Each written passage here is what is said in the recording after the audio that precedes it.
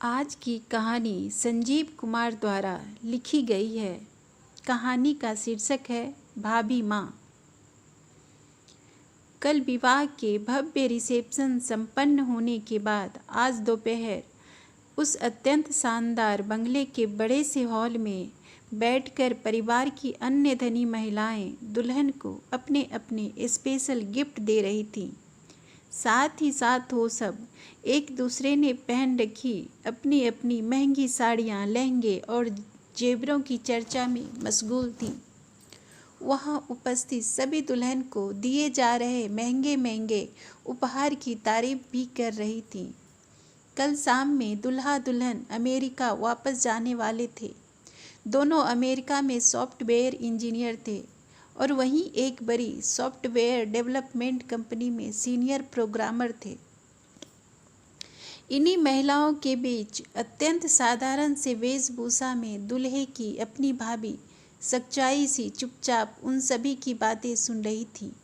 वो दुल्हन को देने के लिए जो उपहार लाई थी उसे देखकर उनके चेहरे पर रह रहकर निराशा के भाव आ जा रहे थे और अन्य लोगों के इतने महंगे महंगे उपहारों को देते देखकर उनका मन बड़े अंतर्द्वंद में था कि अपने साथ लाए उपहार को दे या न दे। बरसों पहले दूसरी जाति की लड़की से शादी करने के कारण उस घर के सभी लोगों ने बड़े भाई को घर और दिल दोनों जगहों से निकाल दिया था। अम्मा बड़े भाई को बहुत प्यार करती थीं। वो उन्हें घर से निकाले जाने का गम बर्दाश्त न कर सकीं और बीमार रहने लगीं। फिर कुछ ही महीनों में चल बसीं। अम्मा के मरने की खबर सुनकर बड़े भाई नंगे पैर दौड़े दौड़े घर आए थे और अम्मा की लाश से लिपटकर बच्चों की तरह घंटों खूब रोए थे। परंतु परिवार में सभी लोगों ने उन्हें अम्मा की मौत का जिम्मेदार बताकर उनकी खूब बेइज्जती की।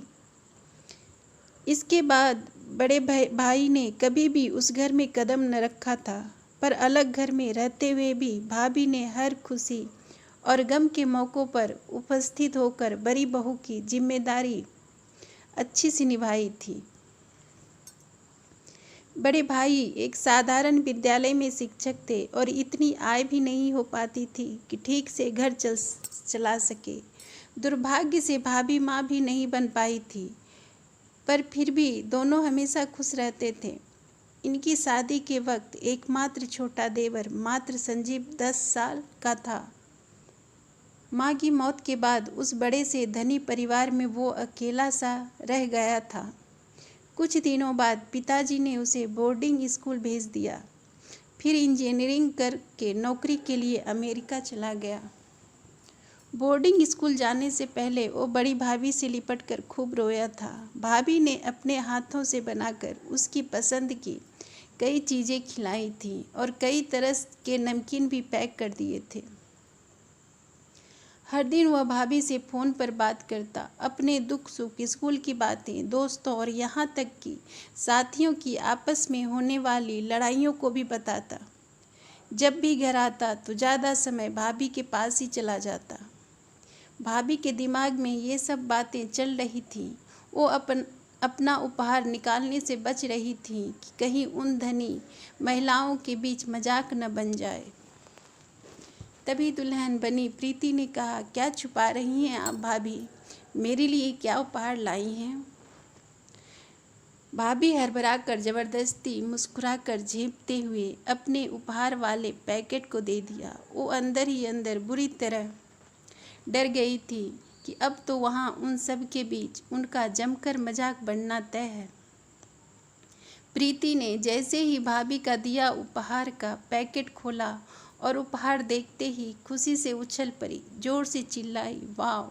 इतना शानदार कढ़ाई किया हुआ सुनहरे गोट वाला लाल रंग का लहंगा। मैं कब से ऐसे सुंदर लहंगे के लिए परेशान थी। प्रीति चहकी। 1 महीने दिन रात मेहनत कर भाभी ने उस लहंगे को अपने हाथों से बनाया था। अन्य लोगों के दिए सारे महंगे महंगे उपहार उस लहंगे के सामने फीके पड़ गए। प्रीति उछल कर उठी और भाभी के पैर छूने लगी। तभी संजीव भी आ गया। भाभी ने उन दोनों को एक साथ गले लगा लिया। तीनों की आंखों से आंसू बह रहे थे। संजीव हिचकियां लेकर रोते हुए बोल रहा था, कौन कहता है कि मेरी माँ नहीं है मेरे पास? भाभी माँ है, भाभी माँ।